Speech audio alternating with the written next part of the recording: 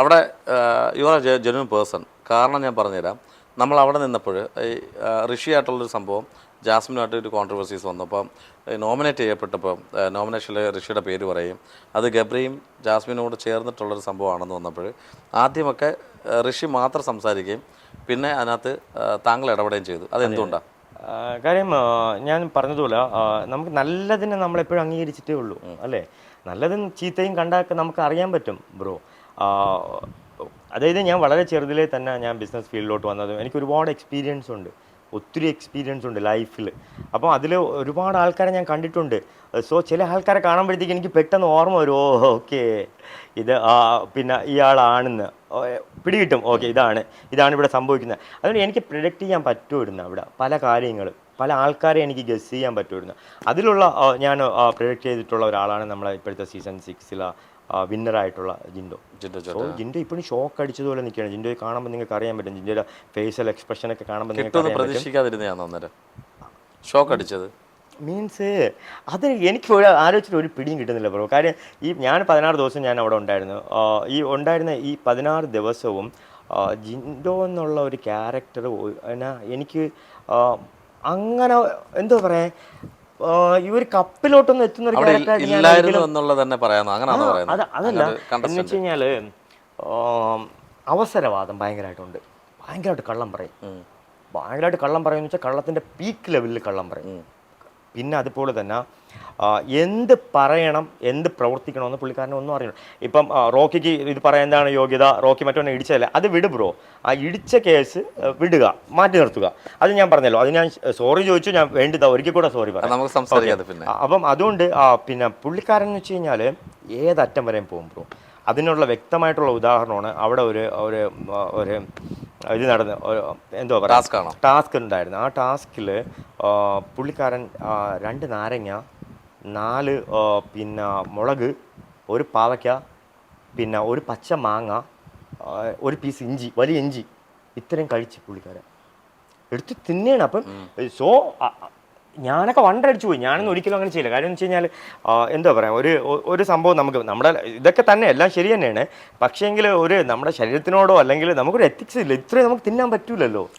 Task ആയിരുന്നു. അതായത് വിജയിക്കാൻ വേണ്ടിയിട്ട് അല്ലെങ്കിൽ എന്തും ചെയ്യുന്നുള്ള ആൾക്കാരുണ്ടല്ലോ, എന്ത് ചെയ്താലും എനിക്കിത് വേണം, ഏതറ്റം വരെയും പോകും ഞാൻ.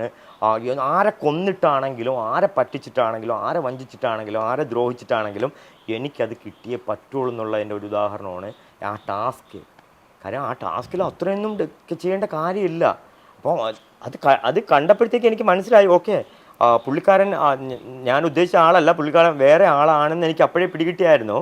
പിന്നെ അത് മാത്രമല്ല, പുള്ളിക്കാരൻ സ്വന്തമായിട്ട് എന്നെ ഹേർട്ട് ചെയ്തിട്ട് കയ്യിൽ പിടിച്ച് മുറിവേൽപ്പിച്ചിട്ട് പുള്ളിക്കാരൻ സിജോയുടെ പേരിൽ ക്ലെയിം ചെയ്തിട്ട് സിജോയാണ് ചെയ്തതെന്ന് പറഞ്ഞു. അത് ലാസ്റ്റ് ആയപ്പോഴത്തേക്കും അതിനകത്ത് സംസാരം ഉണ്ടായി. പുള്ളിക്കാരൻ സ്വയം പരിക്കേൽപ്പിച്ചിട്ട് വേറെ ആളിൻ്റെ മേലിൽ ക്ലെയിം ചെയ്ത്. അതൊക്കെ എത്ര മോശമായിട്ടുള്ള കാര്യങ്ങളാണ്.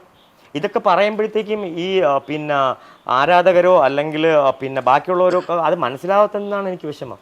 പക്ഷെ അത് നിങ്ങൾക്ക് അകത്തേക്ക് മനസ്സിലാവുമായിരിക്കും, പുറത്ത് നമ്മൾ കാണുമ്പോൾ ചെറിയ ഒരു ഷോർട്ടായിട്ട് 1 മണിക്കൂറുള്ളത്. അതെ അതുകൊണ്ടായിരിക്കും കേട്ടോ, അതുകൊണ്ടായിരിക്കും. കാര്യം എന്ന് വെച്ച് കഴിഞ്ഞാൽ എന്നിട്ട് പുള്ളിക്കാരന് അത് സത്യം, ഒരു കള്ളം നമ്മൾ എത്രയൊക്കെ ഇട്ട് മറച്ച് വെച്ചാൽ അത് കള്ളം തന്നെയാണ്. ആ കള്ളത്തിനെ സത്യമാക്കാൻ വേണ്ടിയിട്ട് പുള്ളിക്കാരൻ എന്തൊക്കെ ഡ്രാമ അതിനകത്ത് നടത്തി. പുള്ളിക്കാരൻ വെളിയിൽ ചെന്ന് കിടന്ന് ഒരു ദിവസം ഫുള്ളായിട്ട് ആ മഞ്ഞും കൊണ്ട് അവിടെ വെളിയിൽ കിടന്ന് പിറ്റേന്ന് രാവിലെ ഞാൻ പോയപ്പോഴത്തേക്കും പുള്ളിക്കാരൻ ഇങ്ങനെ കിടക്കുകയാണ്. അപ്പം ഞാൻ പറഞ്ഞ ജിൻഡോ ബ്രോ എന്ത് ബ്രോ ഇത് കാണിക്കണം? അപ്പം പുള്ളിക്കാരൻ റോക്കി എൻ്റെ കൈ നോക്ക് റോക്കി ഇത് പിന്നെ സെപ്റ്റിക്കായി പ്രോബ്ലമാണ്, ഇതാണ്. അപ്പം ഞാൻ പറഞ്ഞത് അവൻ ചെയ്തതാണോ, സിജോ ചെയ്തതാണോ ഇത്രയും? കാര്യം ഇവിടെ നിന്ന് നെഗം കൊണ്ടിട്ട് ഫ്ലഷ് പോയിട്ടുണ്ടായിരുന്നു ഒരു 3-4 സ്ഥലത്ത്. അപ്പം ഞാൻ ചോദിച്ചു, ഇത് പുള്ളിക്കാരൻ ഇത് സിജോ ചെയ്തെങ്കിൽ അത് ഫിസിക്കൽ അസോൾട്ട് തന്നെയാണ്, അല്ലെങ്കിൽ യാതൊരു മാറ്റമില്ല. അപ്പം ഞാൻ പറഞ്ഞു, എങ്കിൽ ഞാൻ നിങ്ങളെ സപ്പോർട്ട് ചെയ്യാം. അത് സിജോ തന്നെ ചെയ്തു, എൻ്റെ അടുത്ത് പ്രോമിസ് ചെയ്ത് പറഞ്ഞു. പിന്നെ അത് കഴിഞ്ഞപ്പോഴാണ് അറിയുന്നത് ബാത്റൂമിൽ പോയിട്ട് വേറൊരു കണ്ടസ്റ്റന്റിന്റെയും കൂടെ സഹായത്തോടു കൂടി, ആ കണ്ടസ്റ്റന്റ് ഇപ്പൊ കൂടെ ഉണ്ട്, ആള് 24/7 സിജോയുടെ കൂടെ ഇപ്പോൾ ഉള്ള ഒരു കണ്ടസ്റ്റന്റ് രതീഷ് ബ്രോ. ആദ്യം പുറത്തായ. അപ്പോൾ രതീഷ് ബ്രോയുടെ നേതൃത്വത്തിൽ ഇവർ രണ്ടുപേരും കൂടെ പ്ലാൻ ചെയ്ത് അതിനകത്ത് പോയിട്ട് വേറൊരു കണ്ടസ്റ്റൻറ്റിനെ ചതിച്ച് പുറത്താക്കാൻ വേണ്ടിയിട്ട് ഈ ഒരു ആക്ട് അതിനകത്ത് സിജോനെ പുറത്താക്കാൻ വേണ്ടിയിട്ട് ഇവർ രണ്ടും കൂടെ ചേർന്ന് ഈ രതീഷും ഈ ജിൻഡോയും കൂടെ ചേർന്ന് പുള്ളിക്ക് ഇങ്ങനെ ഒരു സ്വന്തമായിട്ട് ഹർട്ട് ചെയ്തിട്ട് അത് മറ്റൊരാളുടെ തലയിൽ കൊണ്ടുവന്ന് വെച്ച് കൊടുത്തിട്ട് അതിനെ സത്യമാണെന്ന് തെളിയിക്കാൻ വേണ്ടിയിട്ട് ഏതറ്റവും പോയി മറ്റേ ഞാൻ പറഞ്ഞില്ല ഈ ഫുഡ് കഴിച്ചതുപോലെ ഏതറ്റവും പോകുന്ന ആൾക്കാരുണ്ട്. അതായത് എനിക്കിത് നേടണം, എനിക്കിത് കിട്ടണമെന്ന് ഏതറ്റവും വരെ അതിലൊരറ്റമാണിത്. പിന്നെ അതുപോലെ തന്നെ എനിക്ക് ജിൻഡോപ്പിനോട് കാര്യം പറയാനുള്ളത്, ജിൻഡോ പറഞ്ഞിട്ടുണ്ടായിരുന്നു ഞാൻ ബിഗ് ബോസിൻ്റെ കപ്പ് നേടിക്കഴിഞ്ഞാൽ എനിക്ക് കിട്ടുന്ന ക്യാഷ് ഞാൻ എടുക്കത്തില്ല, അത് ഇവിടെയുള്ള എല്ലാ കണ്ടസ്റ്റൻറ്റിനും വീതിച്ചു കൊടുക്കുമെന്ന്. എനിക്കെന്തായിരുന്നാലും വേണ്ട, ബാക്കിയുള്ളവർക്ക് വീതിച്ചു കൊടുക്കണം ജിൻഡോ. പുള്ളി അങ്ങനെ പറഞ്ഞോ? ജിൻഡോ അതിനകത്ത് പറഞ്ഞത്. അപ്പോൾ ഞാനിന്ന് കൂട്ടം ചെയ്യും, ഒരാൾക്ക് 3,30,000 വെച്ച് എന്തോ വരുമെന്ന് പറഞ്ഞു. 50 lakh അല്ലേ വരുന്നത്? അല്ല, അതിൻ്റെ ടാക്സ് ഒക്കെ പോയിട്ട് ഉള്ള എമൗണ്ട് ഉണ്ടല്ലോ. എന്തായാലും ആരെങ്കിലും 1-2 പേർക്കെങ്കിലും കൊടുക്കും ജിൻഡോ.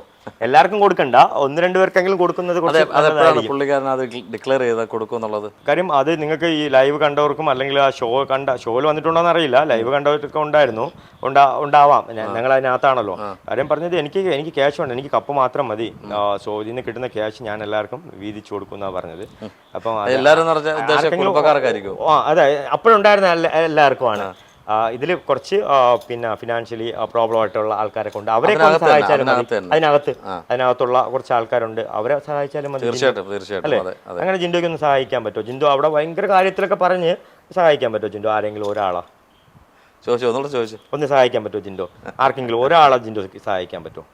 അതിൽ നിന്ന് കിട്ടിയ പൈസയെന്ന് ഈ പറഞ്ഞത് ഒരു പെർസെൻറ്റേജ് നോക്കിക്കഴിഞ്ഞാൽ ഒരു 3,30,000 ഒരാൾക്ക് കൊടുക്കാൻ പറ്റും.